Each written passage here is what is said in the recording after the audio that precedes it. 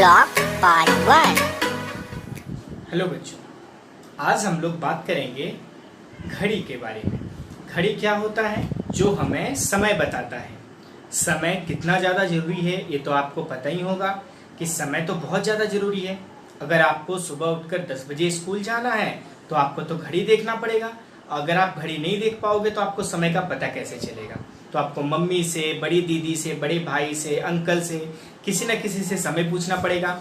लेकिन अगर आपको खुद ही अगर घड़ी देखनी आ गई तो कितना अच्छा रहेगा। तो घड़ी बहुत ही आवश्यक चीज़ है हमारे जीवन में। जब घड़ी नहीं थी तो जो लोग थे, जब घड़ी नहीं थी तो सूरज के प्रकाश से समय का पता लगाते थे कि कितना पहर हुआ, 1 पहर, 2 पहर, 3 पहर, पहर बोला जाता था। अभी हम घड़ी को समझने की कोशिश करते हैं। जैसा कि सबके घर में लगभग घड़ी जो होती है वो इस तरह की ही होती है, या तो चौड़ी शेप में होती है या ऐसे गोलाकार। तो मैंने एक गोलाकार घड़ी आपके लिए बनाया है, अब इसको समझेंगे।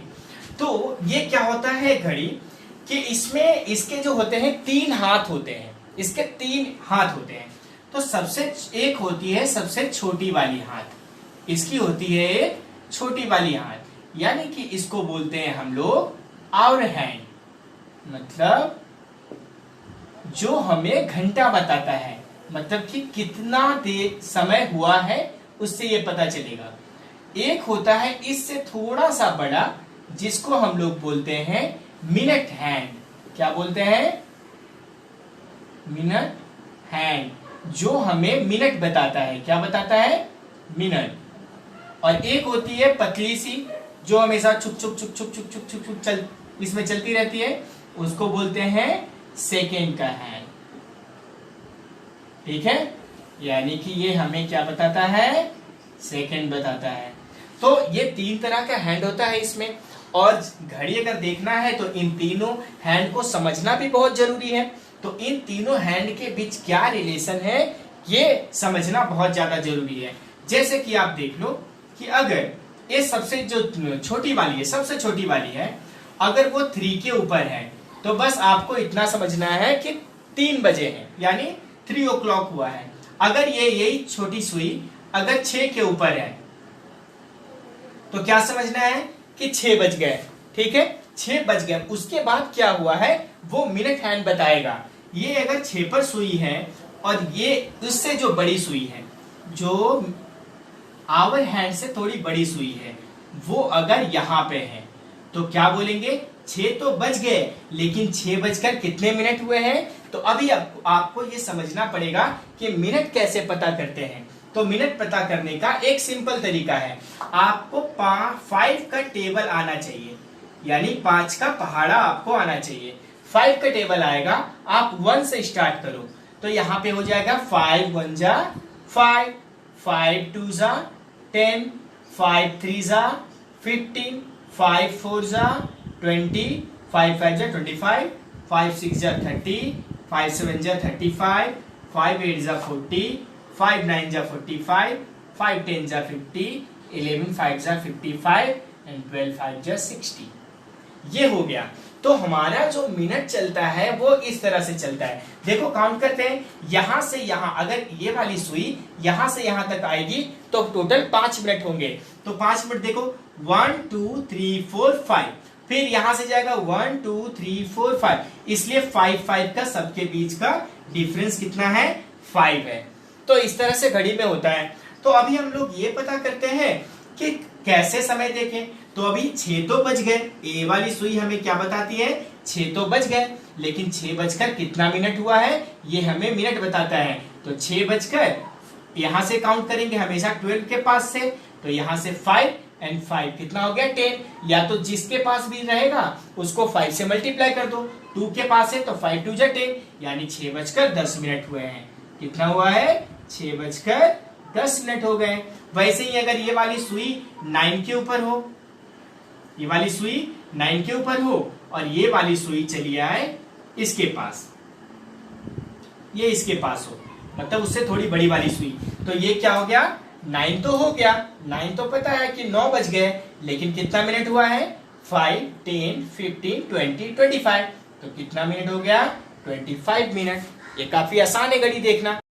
हाँ तो बच्चों अभी हम लोग hour hand, minute hand and second hand को समझने की कोशिश करेंगे। अच्छा, ये जो सेकेंड हैंड का था, ये इसके बारे में तो हमने बात ही नहीं किया। ये क्या होता है, जब ये पूरा एक बार यहां से लेकर के पूरा टक टक टक टक टक टक घूम के यहां पे आ जाएगा, तो ये जो मिनट वाली सुई है एक बार खिसक के इधर आ जाएगी, यानी कि यहां पे आ जाएगी। इसको हम अच्छे से समझने की कोशिश करते हैं। देखिए,